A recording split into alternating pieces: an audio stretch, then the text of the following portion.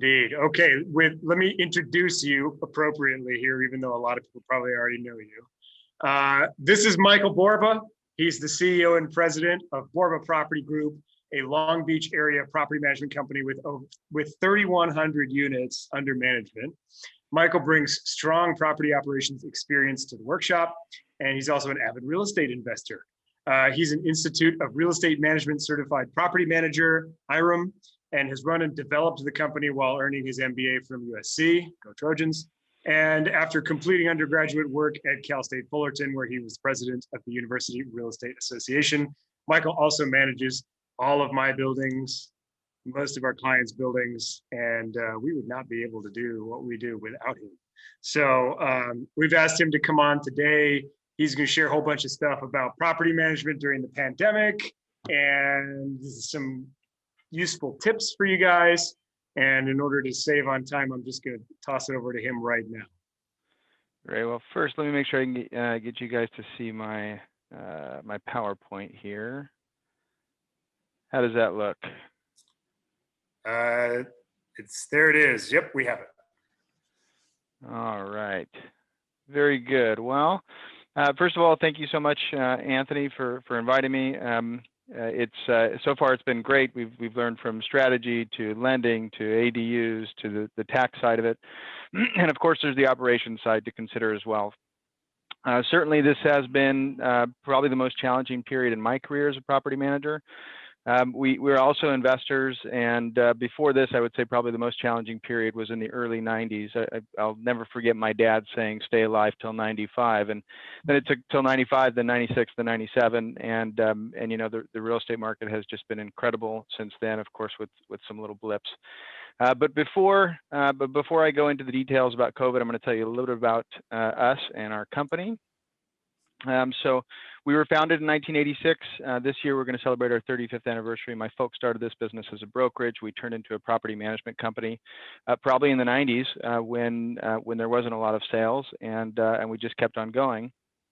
And a little about me, I am a SoCal native. I grew up in the business. My folks used to hold open houses, and later on in my childhood, we'd go clean apartment buildings. And well, my mom would clean them, and I'd be throwing stuff around, and she'd be smacking me. But later on in life, I got involved in real estate in my undergrad, and as Anthony mentioned, a USC MBA, and then later on, I got a certified property manager from the Institute of Real Estate Management. So currently we manage about 370 different sites and about 3,200 units. The most common size building that we manage is a 4-unit. It's very, very common in Long Beach. Over half of the units we manage are in Long Beach. And so more than anything, we have fourplexes, and the average building size is about 8.3 units and roughly 240 clients. And we're approaching 50 employees. That's something that's interesting to mention as well. That ratio of units to employees is something that I'll teach you about later on, or at least tell you where you can get information to ask your future property management company. There's a lot of lists out there that'll help you weed through property management companies and find out which one's going to be best for you particularly. We use AppFolio property management software. It is state-of-the-art, excellent functionality for clients, residents, and our team. Really, really good leasing functionality and marketing functionality. That's why we moved to them in 2013. And so some of you are clients, and you already have experience with that. And others of you may work with other management companies. It really is fantastic, and it's helped us along a lot of the way. In terms of our motto, Anthony mentioned this a little bit ago. We are property owners as well. I'm an investor, and Anthony helps me look at my portfolio and figure out when I need to exchange a property, and we're doing that now. But we manage your property as if it were our own. And finally, we've grown quite a bit in the past 12 years by living our values, and we're quite proud of our values. That's why I bring them up. But I'll make it quick. Our core values are work with your head and your heart. This is something that my mom's always said, and it provides direction for all the employees and even our clients and vendors. We hope that everybody share our values. We embrace the family spirit. No matter what happens, I hope that our company feels small as we grow. That's one of our goals with our team members as well as our clients.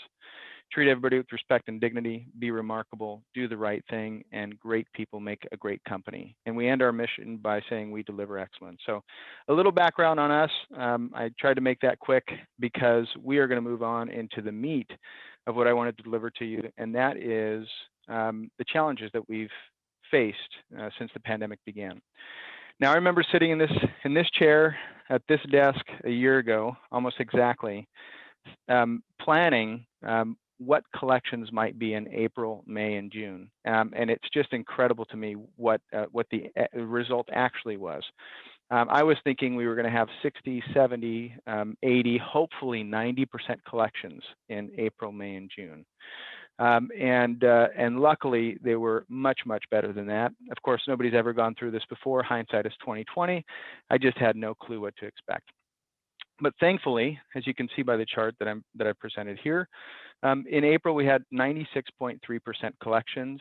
May and June improved, and that was in large part because of stimulus checks, PPP, and probably especially the pandemic unemployment assistance. So, whether you were working part-time, furloughed, or not working at all, you were getting $600 a week of pandemic unemployment assistance from the government, and that really helped our company and our clients and our residents pay their rent. Now, as time goes on here, you can see that by August, when that ended, I believe it was late July it ended, so people still had money in early August for their rent. September, October, November, and December were a different story. During that period, we had roughly 94% collections. Still not bad. I mean, I remember thinking, 94%. Hooray! This is fantastic, because we thought it was going to be in the 80s and 90s. And again, the assistance, there was still assistance out there, but later on I realized that sure, not everybody lost their job, and most of the people that didn't pay their rent were having trouble. Of course, there are people out there also who were taking advantage of the situation, and we still have those, and we'll go into that detail a little bit later. So in January, as you might expect, because of the stimulus that was agreed upon in late December and additional pandemic unemployment assistance, January turned up to, let's see what we got here, 97.2%, almost what we experienced at the beginning of the pandemic. And slowly that number is diminishing right now. And my belief is that it's because of SB 91 and all of the expectations that current residents might have of getting assistance from the state of federal monies that are being apportioned for rental assistance, particularly SB 91, which I'll go into some detail later on. So collections averaged about 96.2%. At the beginning of the pandemic, we experienced very low vacancy. I didn't start keeping that data until August. In August, you could see it was 2.5%. In May and June, it was probably similar to that as well. In July, it probably ticked up a little bit because we had a lot of leasing activity in July, and a lot of people started moving in July when, people started to feel safe at that point, and we started to understand the virus a little bit better. So if you consider that we had about 3.8% average delinquency for 12 months, that would mean about 45% in a year. Well, currently we have 25% of 1 month's rent delinquent. And the difference in 20% are the people who have moved out. And I'm going to go into some detail later on, but I'm going to show you now the leasing activity. So March 2020 is when we actually had a really good leasing month. The pandemic, I don't believe, impacted leasing numbers in March very much at all. Of course, they impacted April and May. You can see that there. And that pent-up demand, generally we see sort of a bell curve through the summer in terms of leasing demand. It's quiet in November, December, January, February. Those are the worst months. And then it goes way up midsummer and comes back down the same time the following year. So the June and July demand is indicative of the reduced demand in April and May. And the rest of the summer, you can see our vacancy there. It's staying at about 3 to 4%, and you know, likely we had low vacancy, I think, in large part because a lot of people were not moving around because they weren't paying their rent. So it was going to be hard for them to qualify for another apartment. And so, as you can see, activity has remained relatively strong through the pandemic, and we're expecting it to turn up in March and through the summer. We're probably going to see leasing figures like we haven't seen in the past 12 months. I don't have any expectation that we're going to have high vacancies. I think vacancies are going to be between 4 and 5% for the rest of the summer. And as long as SB 91 helps a lot of our residents and is not extended, the eviction moratorium is not extended beyond June 30th, I think things are going to get pretty quickly back to normal here. Oh, excuse me.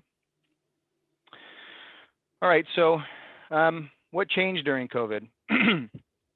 So I've told you a little bit about it now, but you know, early on in the pandemic, there were changes just about every week, it seemed. There were eviction moratoriums that were changing. There were county moratoriums. There were city moratoriums. We didn't know if the county moratoriums extended to cities. It was just incredible. And frankly, this is a true story. We had a handful of tenants that we called and asked them to pay their rent. They said that Trump told them on TV that they didn't have to pay their rent. That actually happened, and so there was a lot of misinformation out there. So, you know, the truth is a lot of our power as landlords was taken away from us. There wasn't a lot of legal action that we can take. So instead of being tough, which, you know, we're not really tough anyways, we like to work with our residents and see if we could become partners with them rather than be their landlords. But we had no choice but to kill residents with love and support, and that's what we did. We tried to communicate all the different programs to them they could apply for. A lot of people didn't know about pandemic unemployment assistance at the federal level. There were a lot of people that we could give information to.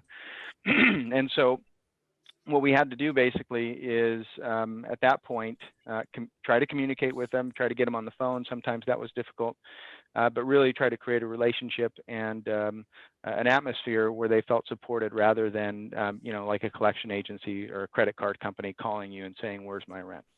So we started to engage them to create promises to pay. So, you know, when are you getting your next check? How much can you pay? It didn't matter if it was a small payment. What mattered is that we were communicating with them often, and we would call them before their promise to pay was due, and then after, if they made the payment, we would call them and thank them, and if they didn't make the payment, we'd call them and try to schedule another payment with them. Now, so at the end of August, the eviction moratorium was expiring. And if I get the number right, it was AB 3088 was signed into law on August 31st. And SB 91, which we'll talk about later, was very similar to AB 3088. And basically, again, all of our power as landlords was taken away from us. And at that point, we had to change the way we did things a little bit because we started to feel that, you know, we didn't know when the end was. The end was not in sight at that point. The AB 3088 was set to expire on January 31st. And of course, that was extended now until June 30th. So what we started to do is to determine which people we needed to see if we can negotiate a cash for keys deal with. And so we started to talk to residents and see if we could help them move, to make them understand that one day they were going to end up having to pay this rent anyways, because we could still take them to small claims court at the end of the pandemic and try to collect any unpaid rent from them. So the difference between the 45% delinquency that you expect and the 25% now are probably all the folks that we helped move out. Some, of course, moved out on their own, but we would offer to forgive their past debt. If that wasn't enough, we would offer to give them their deposit back when they moved out. And if that wasn't enough, we might offer to give them some extra money to vacate the property. And of course, that's expensive, right? But in the end, we would have the property back and be able to rent that to a resident who in the future was going to be able to pay their rent. And at the time, it was a good decision for a lot of our clients, and we, a unit that otherwise was not recognizing any rent started to receive rent by putting a good paying tenant in there. Of course, we had to be really, really careful and make sure that we were hiring a tenant that or renting to a tenant that that was going to have a stable job, and all of the guidelines that we have, the rental guidelines that we have, were more important than ever. And so that's one other thing that I wanted to mention here, is that I think that part of the reason our company and our clients fared better than a lot of the other management companies and or property owners is that we were always very careful about setting strict rental guidelines because this helps collections. And like I mentioned, more than any time ever before, we recognized that during COVID. So the moral of that story is take your time, even though you want your units filled quickly. All my clients do. It's important to set strict guidelines and to keep to them, because now more than ever, not just because of COVID, but also because of AB 1482, we want to make sure that we put good residents in our buildings. They take better care of the buildings. They're willing to pay usually a little bit higher rent, especially if you give them a really good quality product. And so, again, moral of the story there is please make sure that you do a great job hiring tenants. I call it hiring, but a lot of people say renting to tenants. Same thing there.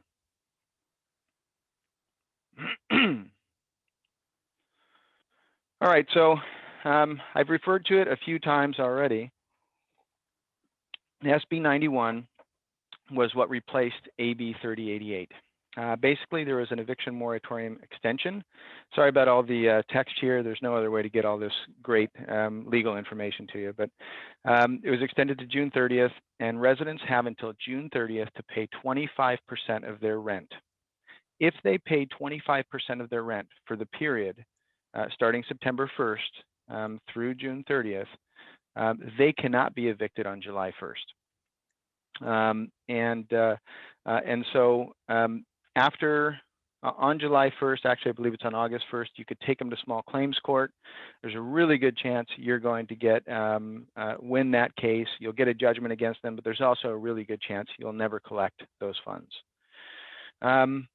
So SB 91 required that all landlords send their residents owing any money as of February 1st notices. Those notices had to be sent out by February 28th. We sent out about 400 notices out of our 3,200 units. And those notices said a whole bunch of things, but the most important thing in my eyes that those notices said were that California is going to be willing to pay 80% of your rent from the period April 1st, 2020 through March 31st, 2021, if the landlord forgives 20%. They're going to prioritize households that are at or below 50% of area and median income, and then 80% of area and median income. And then I believe above 80%, there is some sort of a sliding scale. So this is critical in my eyes. If you are not willing to do this, if the landlord is not willing to give up or forgive 20% of rent, then what the state does is they pay 25%. And the reason they pay 25% is because you can no longer evict this person because they've paid 25% of their rent. So my opinion is it's a no-brainer. And so the application drops on Monday, March 15th. Some of the applications for some cities and counties has already dropped. But we're going to be submitting about 300 applications on Monday, Tuesday, and Wednesday for our clients to try to get that 80% of past due rent. We currently have about $1.5 million delinquent, and if we could, I don't think everybody is going to get their 80%. There are some people that are not going to qualify, some residents that are not going to cooperate, but that could be $1 million for our clients, and that would be really, really exciting. And so if you have anybody delinquent, please look into SB 91. Let's see. Another really interesting thing that came out of SB 91 is it does not allow the denial of rental applications if a prospective tenant owes money in the period, in the COVID period. And so, now we have to be really careful to not even ask whether these folks have paid their rent in the period or not. That is interesting for all of you who own properties now to know. One of the important things about SB 91, as I mentioned before, is the landlord can apply on the resident's behalf. And the funds will come directly to the landlord. They are not going to go to the resident. And that's why we're applying, of course, on behalf of the residents. They're going to have to agree. They're going to have to say yes. They're going to have to give their income information. But we can get the party started, which is what we'll be doing early next week. I've already mentioned to you how the resident can be taken to small claims court. By the way, I believe that judgment is going to be hidden from public view. So really the only reason why you have that judgment is going to be to try to attach their wages and find some way to get paid back. So don't pass up the 80% rent if it's possible. Finally, as I mentioned before, our expectations and prospects for collections and vacancy are going to be improving over the next few months if we're able to get that $1 million of past due rent. It's going to be huge. I believe that this current stimulus that was just signed in a couple of days ago is also going to be very positive in impacting our collections and your collections. And of course, as we move forward and the economy continues to open, that's going to impact collections, and God willing, we'll be getting back to normal in a few months here. So Dan has an interesting question on this part. Sure. So if you decide not to participate in the rental assistance program, California will automatically pay you 25% of the tenant's rent and disqualify you from eviction? I believe that the resident could apply right. to receive 25%, and that would be paid directly to the manager or the landlord, and then you could no longer evict that person on July 1st. But they would have to apply for it. Yes, I believe so. I mean, there's no other way of them knowing about the delinquency. Right. But we have had people that have stuck their head in the sand and ignored us completely and not paid anything and not applied for anything. And they've gone all the way to getting evicted. We had one in one of my buildings. They ended up coming back and saying, wait, I'll pay. But that happened. So that's a good point. Some evictions still happened, not very many, but they happened because one of the ways that these residents are able to protect themselves is by sending a letter saying that they have been financially impacted by COVID. Right. If they have not been financially impacted by COVID, then you can begin an eviction. But I've also seen, Anthony, a couple of cases already where they show up in court saying I've been impacted by COVID after months of waiting for the court date. And it should have been a slam dunk case, but the judge accepted their declaration of financial impact way too late in the game. But generally speaking, the judges in Long Beach and a lot of the other markets that we serve favor the residents. Of course. Yep, makes sense. All right. Oh boy, next one here. How do we move this? There we go. All right, so we've talked a bit already about the pandemic. I'm sure I'm going to leave a few minutes at the end, and I'm sure there are going to be some more questions. But one of the things, the biggest deal before the pandemic, actually not long before the pandemic, was AB 1482. And I had a lot of clients, and I still have a lot of clients that show concern about AB 1482, which is basically California statewide rent control. And it's not that scary. It requires a landlord to have just cause in order to terminate a tenancy. Luckily, there's no vacancy control. There's no limit on the rent that you can charge when you have a vacant unit. But it does limit annual increases to no more than 5% plus local CPI. And during the first year of AB 1482, it became active on January 1st, 2020. We were able to, wait, is that correct? January 1st, 2020. Yeah. Yeah. Okay. So we were able to do 8% rent increases, and unfortunately, COVID had a large impact on the CPI in March of 2020. So since then, we've only been able to do 5.7% increases, which has not really been a big deal because the majority of my clients have chosen not to do increases. It's kind of bad PR. It depends on what you're doing with the building. On the other hand, if there are residents that were way behind on market, I've continued to recommend that we do increases because we don't want to keep on falling behind. But basically, if you are able to do a 7, an 8, or a 9% rent increase, you are going to be in good shape probably for a very long time. What it does make it a little bit harder to do is to take advantage of buildings with rents that are very far below market and try to create value that way. It does make it a little harder. It does not make it impossible. And we've experienced a lot of that because we're able to negotiate cash for keys with residents, except for in a few areas, unincorporated Los Angeles and the city of Los Angeles, some areas of San Pedro.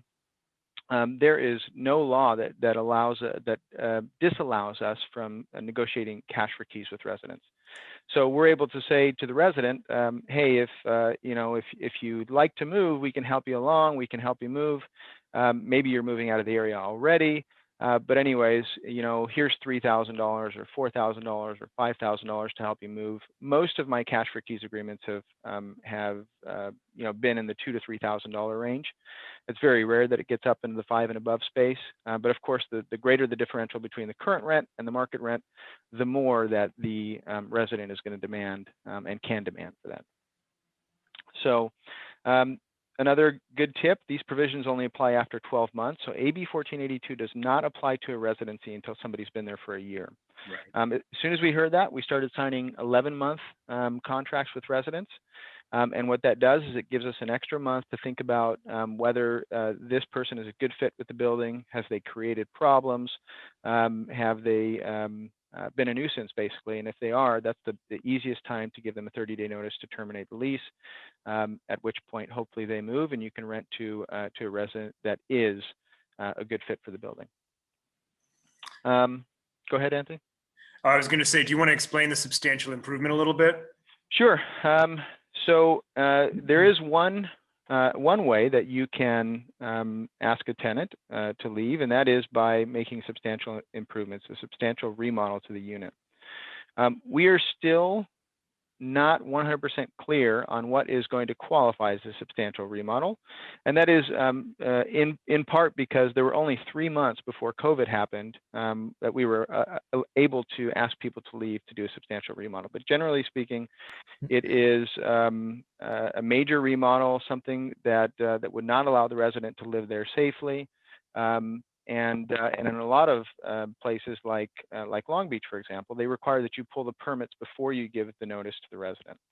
And so as soon as things open up again on July 1st, I'm sure that we're going to be doing a lot of these, but we can ask the tenants to leave as long as we were going to do a substantial remodel. The tenant can still not leave. The tenant can still, try to fight this in court, and that's why when we get to that stage, I'm going to be advising a lot of my clients to maybe pay an extra $1,000 in relocation assistance, and finding some way to make the resident happy. But worst comes to worst, there is a legal way to remove a resident as long as you're going to make substantial remodel or substantial improvements to the unit. Perfect. And when you get there, I would say that that is the perfect time to take advantage of cheaper labor in California. I've had property in other markets. I don't know who I was talking to about it yesterday, but I've had property. Oh, we were at a kickoff. We've had property in Las Vegas and in other markets, and I've always found that the labor costs are so much higher. And surprise, surprise, I'm a picky property manager, and I've had a really hard time finding good managers in other markets. So I've moved everything back here. I love to have it close, and I also love how much less expensive labor is in Southern California than most of the other markets. So this is something that I've provided to you guys on the downloads. This is a presentation that I've done in the past, the 10 best multifamily resident improvements. for your money. And it goes into a little bit of detail about flooring, kitchen, paint, bedrooms, bathroom, and then look at the last three: curb appeal, curb appeal, curb appeal, because I do think that's really important. But of course, there's specifics in there, so you guys can go download this. My information is there as well if you have any questions. And so once you're able to add value, once you're able to remove a resident from a property, whether by cash for keys or by some other method, no fault, substantial remodel, then here's some information that'll help you along as far as improving the property is concerned. And I would say, what are we seeing now on our average, upgrade cost per unit, like for a 2-bedroom to do everything, kind of like the photo that we have here? Well, it really depends on the current condition, right? But more often than not, we can do that for between $10,000 and $12,000 or $14,000. Right. I rarely see them go up to 20. If they go up to the high teens or 20, it's really because you're installing a new kitchen, a new bathroom. You're doing a ton of work, maybe even moving a wall, Right. or blowing open a wall. So generally, it's between $10,000 and $14,000. If somebody was buying an average 1960s building in average condition, I would say budget $10,000 to $14,000 for interior. And then I would always budget another probably $20,000 for exterior if you didn't have to, replace the roof or anything major like that. So that brings up a really interesting, just little example, right? So there's always a lot of talk about California versus out-of-state property. Mm-hmm. And so we wanted to get a little bit in here about like value add stuff. So investing in a low cap rate market, high GRM market like where we are, this is a perfect example. The combination of the low labor costs that Borba has and the high GRM that the properties go for means that you can really add a ton of value here and accelerate that rate of return on a strategic basis. So if you have a unit that's like $500 under market, which is not that uncommon at all here, and you do cash for keys, that costs you $2,000-$3,000. Then you renovate a unit, you spend 10 grand doing that. If you can raise that rent $500, that's $6,000 a year. And if you're in like a 14 times gross neighborhood, which is very common, you've just created $84,000 in value and you've spent 12. So that's something you can't do in higher cap rate areas. Very difficult, especially where the construction costs are that much higher. And I think a lot of people don't understand that. So being able to put those two pieces together is super powerful in this area. It sure is, and it's what we see our clients doing all the time. I mean, I think there's a little bit more focus on right now buying properties that are maybe 15 or 20% below market, right? Because we know we can get there in a few years with 9% increases. There's going to be natural vacancy anyways. There's going to be at that rate, just 20% differential from market. There's going to be people that are just moving for whatever reason because they're moving jobs. When people are 50% below market, it makes that they're less likely to move, right?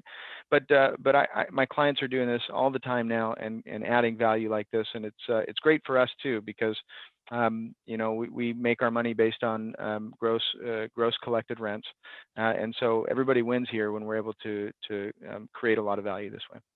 For sure. Yeah. Awesome. All right.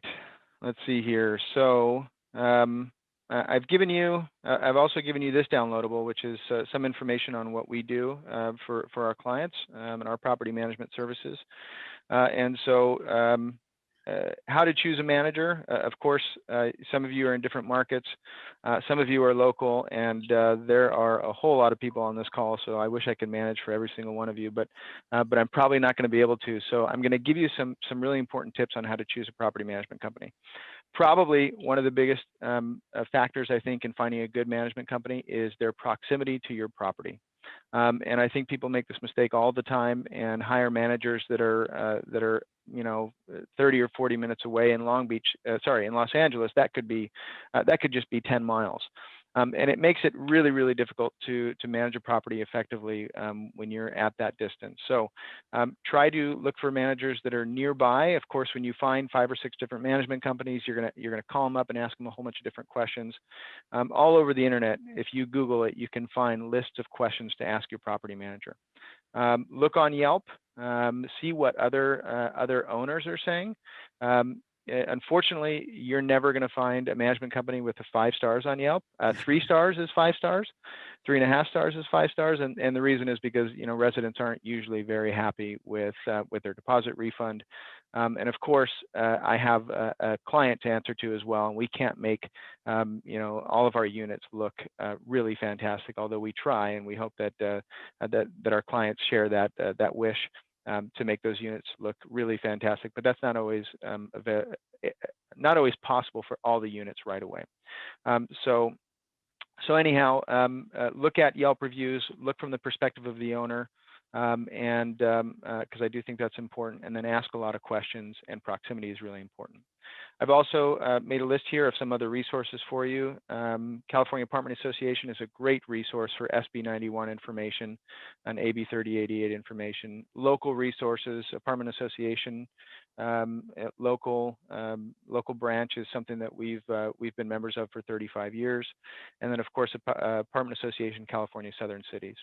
The next thing I wanted to give you some information on is our website. If you ever wanted to sign up for our Borba report, you could do that on our website. All the data that I reported to you today, I send that information out bi-monthly on the 16th and the 1st, or maybe a day late sometimes. I'm sending out information that includes collections data, leasing data, legislative data, and things that we're doing in our business. And it's sort of from the perspective of a client, but I send it to clients and friends of the company as well, because it's really good data that I think you can use to measure how your property is doing, and also to make decisions on the future of your investment on.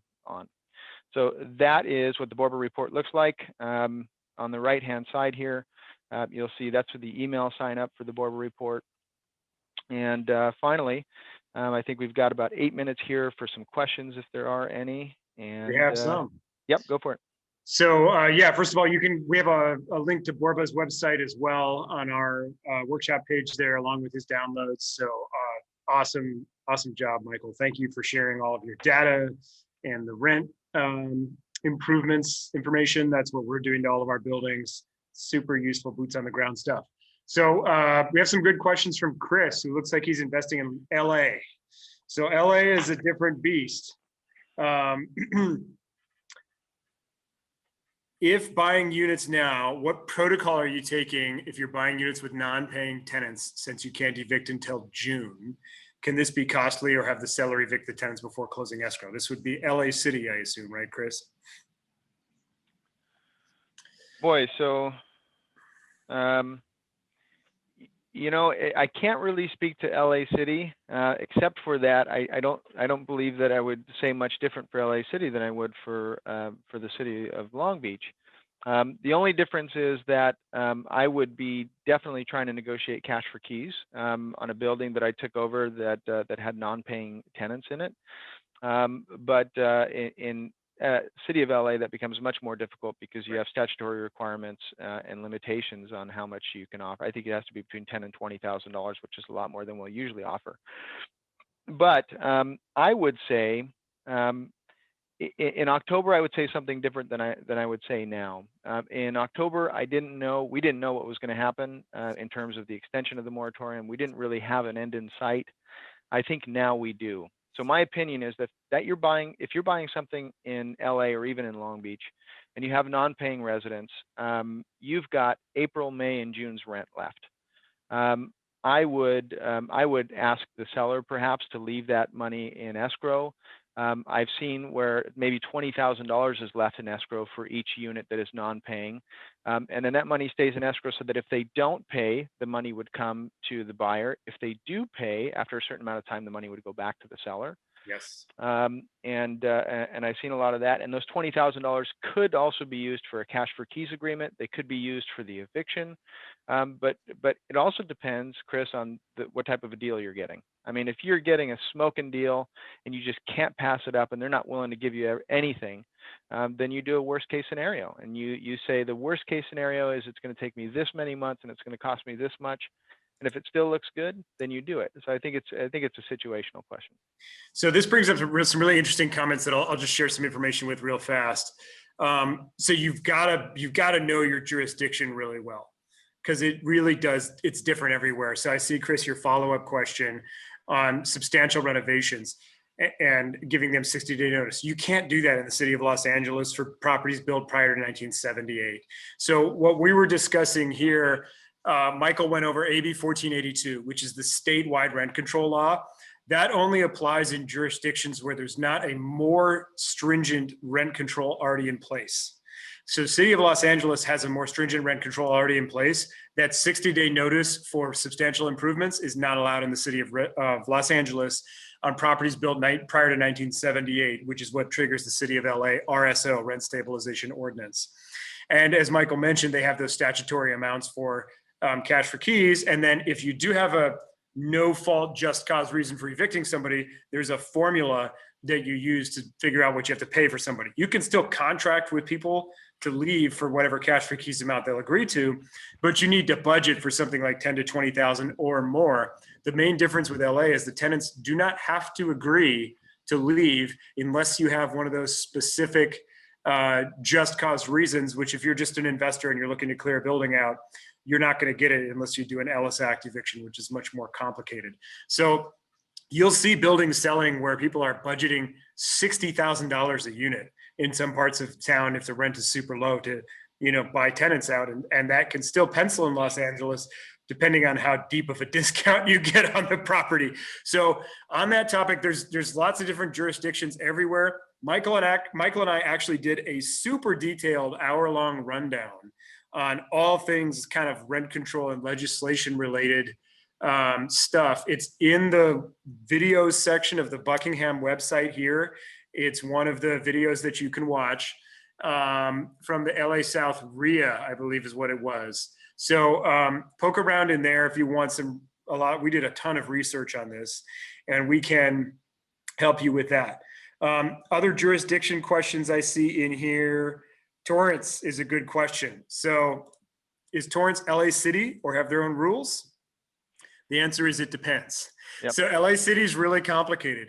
Technically, the city of Los Angeles has different areas that we think of as cities, but they're all LA.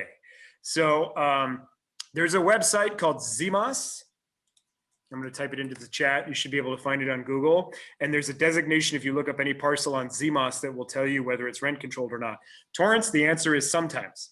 In the city of Torrance, everything east of Western Avenue, very confusing, great border to pick. Everything east of Western Avenue is in the city of Los Angeles, but it has a Torrance PO, post office. So it has a Torrance address, but it's in LA. It is subject to rent control for being built prior to 78.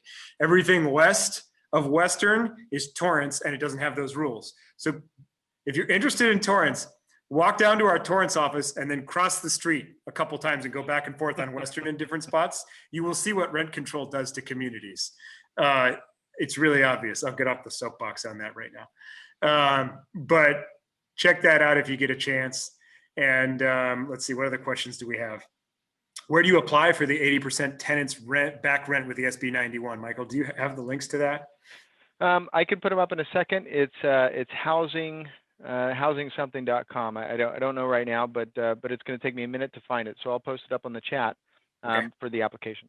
And then we had one other question I didn't get to earlier. What happens if you buy a fourplex, all rented out, but one unit doesn't pay their rent right now? What happens? You continue to collect the rent from the other 3 units. That 4th unit, you're going to do your darndest to get them to move cash for keys. Actually, I take it back. We're in a new world, an SB 91 world. The first thing you would do is try to get your 80% of the unpaid rent, which brings up an important point. They don't owe you the rent. They owe the seller the rent. So if you're taking over a building that has non-paying tenants, try to get the seller to assign the unpaid rent to you. Right. The unpaid rent has value. If there's an assignment of, let's say, $10,000 of unpaid rent from the past, then you might be able to collect 80% of those. And so I would try to collect the 80%, and then I would probably, instead of working cash for keys right now, I'd wait till July 1st, hope they start paying because they recognize by then that they have to. And if not, then evict them as soon as possible. Great advice. Michael, thank you so much. As always, I know you put a ton of work into preparing this for us and awesome data. I definitely encourage everyone to sign up for the Borba report, check out the downloads. in our companion page and reach out to Michael if you need awesome management in Southern LA County. I have convinced him to go a little further north lately. So if you have a bigger building, you might be in luck. But thank you, Michael. It's been a pleasure. Thank you. It's been great, and I hope you guys all get a whole bunch from this and start investing, because it's the best way to create wealth. Absolutely. Okay, so we are going to go ahead and do another networking session here until about 2:15, and then I'm going to close the day off with a 2020 market economic report, whole bunch of data. I know a lot of people love that stuff. We've done a lot of research, and I'm going to share that with you from 2:15 to 3, and then we're going to do more networking. So enjoy your breakout rooms, and we will see you back here at 2:15.